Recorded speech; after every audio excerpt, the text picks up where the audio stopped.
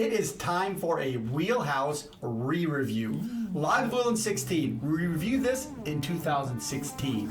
It's been a minute. Let's see what it's like. 43% ABV. It's on.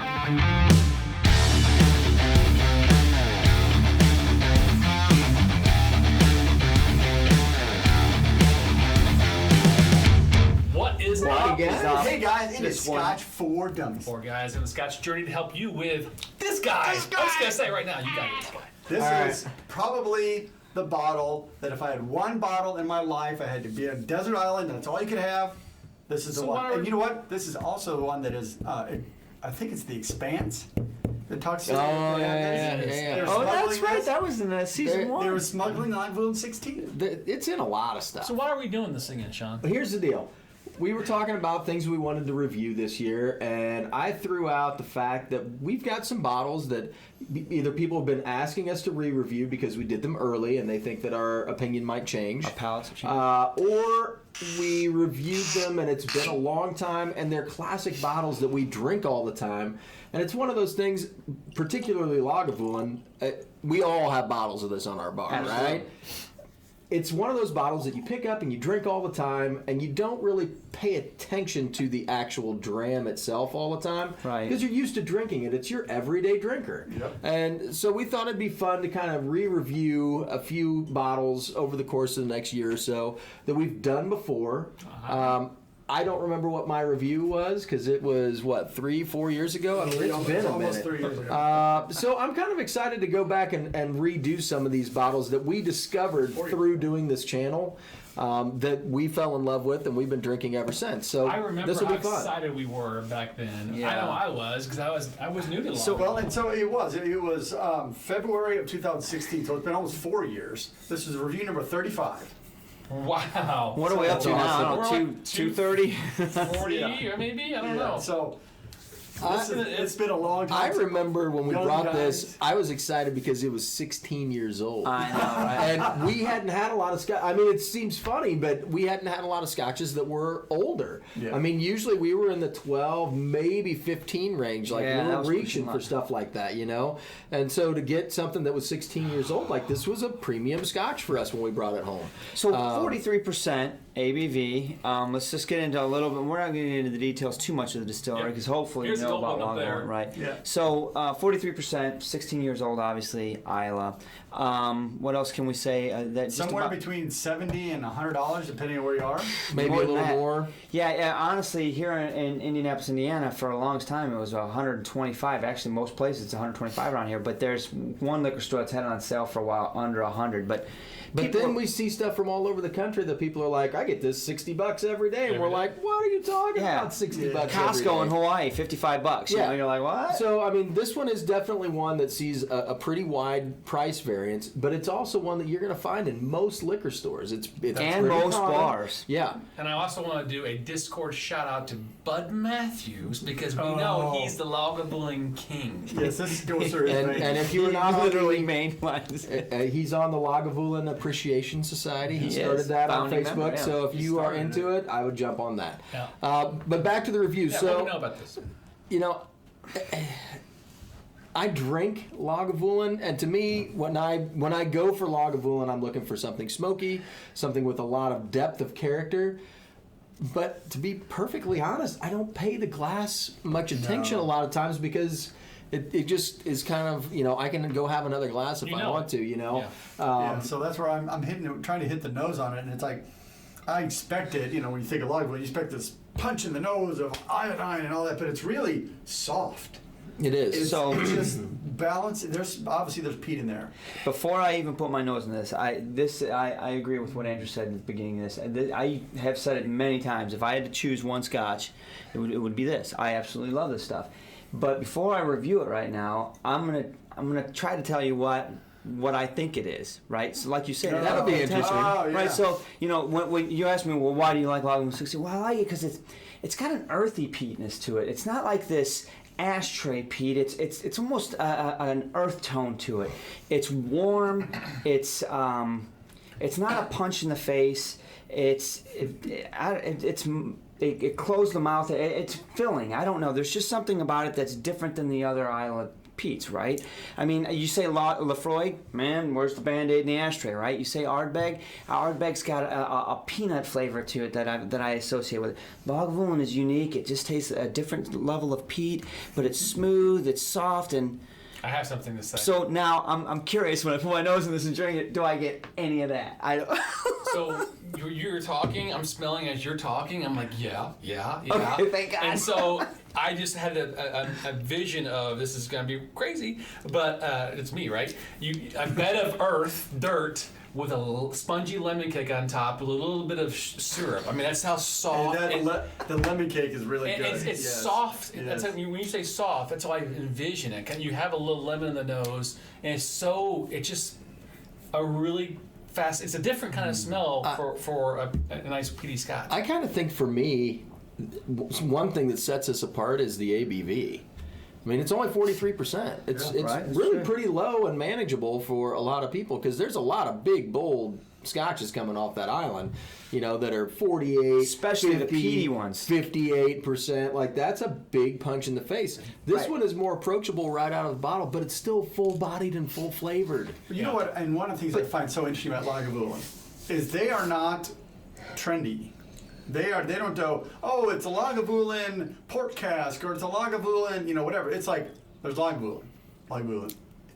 16, 12, 8, 11. I mean, you don't get all the weird bottlings. I mean, they're core. They are core whiskey. And what they do really well. Yes. And it feels like this is kind of like their top almost, right? It's like everything, we've had a lot of different ones before, then the 8, the 7. They do have some unique ones older. 9, but, yeah. etc. But this is like the stopping point almost. Everybody tries to get to the 16. Mm-hmm. Right. Well, so they do have distillery editions, DEs, and they do special bottlings for like Fish Eel and Jazz Fest. Yep. Yeah. And obviously they've got some older bottlings, whether it's 25, 30, harder to find. But they're not like some distilleries that I can think of off the top of my head. They're like, every time you turn around, they're like, where did this bottle come from? Right. No, that's definitely not them. And Breeding like bunnies. in the last 2 years, they've had a couple of special bottlings. They had one for the Game of Thrones series. It was in there. It was a 9-year-old. Lagavulin 9. It wasn't Lagavulin 9 no. Sherry oak cask. And then they let Nick Offerman pick one because he made such a big deal of it on the show with his character. But so and I would say right now off the top of my head, there's an 8, a 9, a 12, a 16. Isn't the Offerman 11? Yeah. An 11. It's And then the distillers editions and like I said, the oddball 25s and stuff like that. But So what are you guys getting on this glass? Because for me, it's subtle. It's very smooth. Everything is very well balanced. You get the peat, you get sweet, and then the peat fades and the sweet comes back in. Yep. Coffee cake, cinnamon. Peat bar. It's got it's got a little bit of that toffee. A little bit of dark chocolate in there, especially on the finish. I get that bitterness on the end.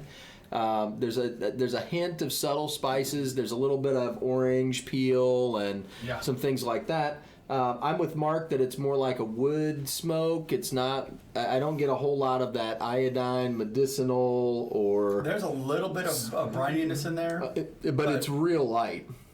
And that's the thing about it is it balances so well because that's how just hearing you talk with other reviews, you're able to list off multiple different things that you taste throughout it. Whereas other ones are like you get this, and maybe some of that, or this is like you just go because you can pull all those things out.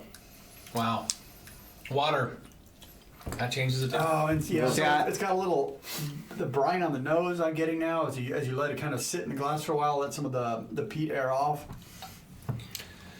So it's interesting how the ABV, it is low ABV, but so far it's balanced well. The water does, obviously it's going to bring it down, so you got to be careful there. But so far it's a balance point of all the flavors you talked about and the ABV, bringing it back, it's perfect. Right. Well, I said earlier, we were talking about the ABV, and I said especially the peated ones, and people are probably like, well, damn near all of them on Islay are. What I meant to say, what I wanted to say about that, though, it seems like peat has a tendency to hide some of those higher ABVs. You can if you get a really heavy peated one and it's 60%, it doesn't punch you like a non-peated 60%. You figure it out the next day. Right. Right. But while you're drinking it, you're like, oh, this is pretty easy for 60. It sneaks up on you. But at 43%, this is the opposite. It's going. It holds its own with it. But I don't feel like it's flavor. lacking. I don't feel like it's missing, and like that it should have been 46 or. Because I think the distiller's edition comes in at 46. Yeah. I'm not Yeah, sure. it does. What are we saying the average price is again? Around $100? Well, see, that's the It thing. depends on The area liquor you store here country. it was on sale for months for $70. Right now it's on sale for $99 right down the okay. road. But you go to the liquor store a 16 couple blocks away, it's 125.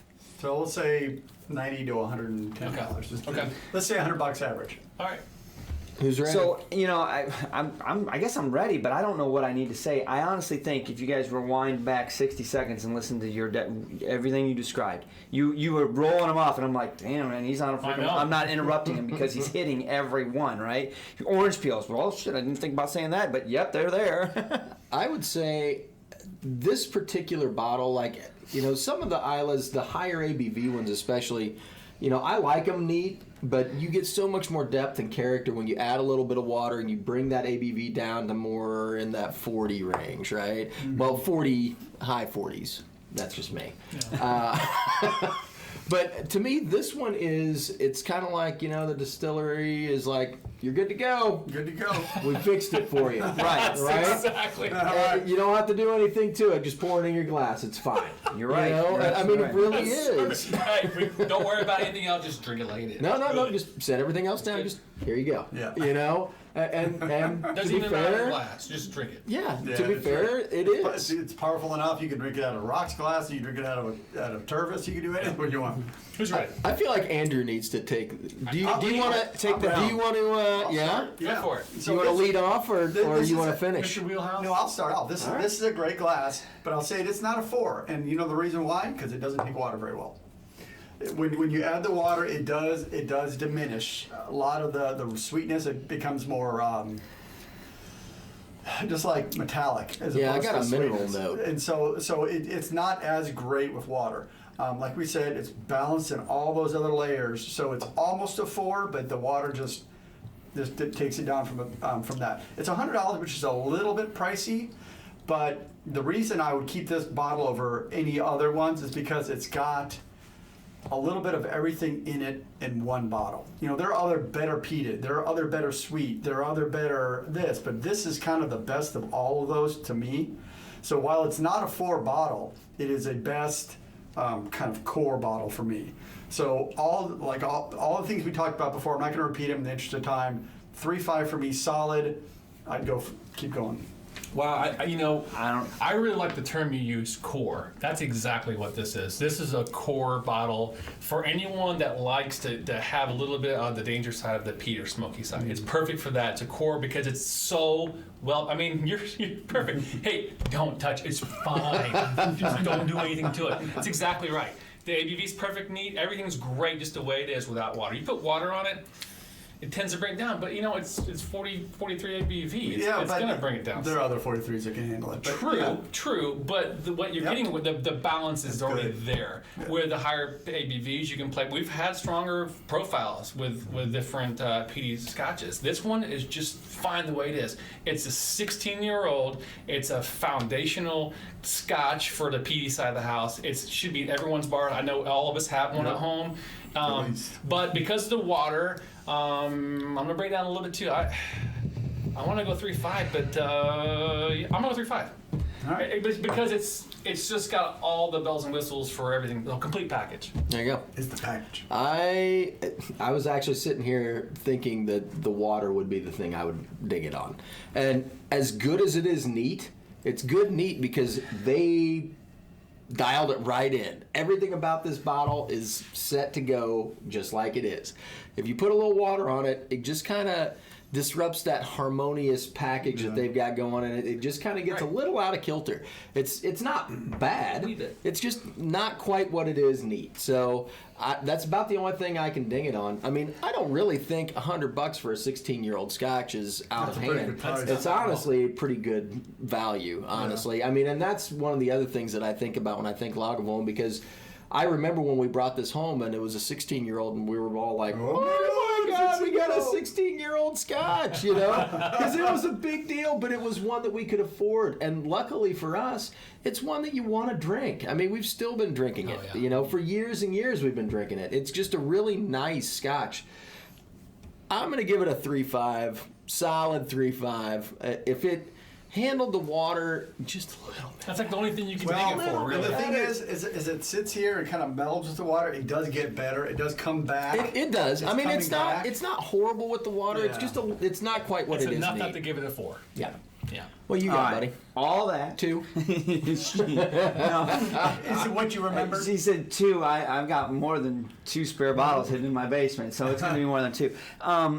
Absolutely everything you guys have said. I don't think the water hurts it as bad for me. I didn't get any of the mineral part. One thing I enjoyed about the water, not quite the palate, so I'll agree with you guys on that, but the water let me get to some different notes on the nose, okay? Yeah. And maybe I would have got there without the water Just sitting there. just sitting there, because if you drink peated Scotch, you know Sure. that peat tends to waft off. You know, it gets out and you get under there. So I started towards the end here while you guys were talking, I started getting a little bit of a floral note underneath it, maybe a little bit of maltiness, and it was like, how? Because the peat's starting to dissipate, and I put a little water on it. I'm not going to give this a 4, but not because I'm beating it up over the water or anything. Or not because I don't love it, because I do love it. It really is. I stand by it. If I had to pick one bottle, you know, I mean, aside from, you know, miracle bottles, you know, the $5,000, $6,000, $10,000 bottles, whatever. I'm not. Oh, you're going to load me up on an island with Port Ellen. Right, exactly. Well, I'll take that. But it doesn't. Wow. It's not. I'm not. My mind's not blown when I take a drink or a whiff of this. But I take a drink or whiff of this, and I'm like, I love it. I want that, and I'm happy. I'm not content. I'm not settling. This is giving me everything I want, and I'm really enjoying it. And so I'm going to give it a 3.5 and say that it's everything I've wanted in a Scotch, and I have no problem drinking it for the price point. I'm not afraid to just crack open another one, right? Yeah. Like this is some coveted bottle. And don't get me wrong, some of their other bottlings are awesome, and they're more pricey, but this one is a go-to for me because of the price point, and it's got its own unique signature, just like all the other Islas do, right? You know a Lafroig when you smell a Lafroig. Everybody, they got commercials about their, you know, right? Lagavulin's the same way. When you sniff one, you're like, I don't even need to take the blindfold off. I know it's a Lagavulin. Well, interesting then. So we talked about Lafroig, right? We actually have a friend of ours who just introduced him to Lafroig. Right. And that's the one we hesitated on. But would you hesitate on this as a new Scotch drinker? Nope. No, I wouldn't. I really wouldn't. Yeah, I would. If I'm a bourbon drinker, this is gonna Here's burn them out. what I would say. If you are a Johnny Walker Black guy, Oh yeah, absolutely. They will blow their this mind. would be like, let me introduce you to single malt Scotch. Right.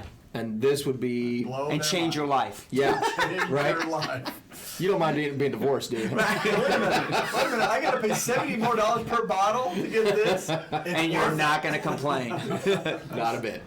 So Yep. I think it's pocket 3.5s and Yep. well deserved. I'm really glad we did this, guys, because It's fun. It's fun. It's it makes me exciting. feel good about what my love for it is still there. Stay tuned for some more reviews of core fun bottles. You know, we're gonna throw some in, sprinkle them, if you will. Yeah. Throughout the Here course and of there. next year, we're coming up on 5 years, guys. If you have some suggestions, jump on our Discord channel and tell us what you'd like us to re-review. If you haven't subscribed, click the button now. Hit the old freaking bell for the notification dings. How about podcasts? Podcasts. Podcast for those live. That's great. Live every Thursday Thursday. lives. Thanks, guys, for Cheers, watching. everybody. Cheers.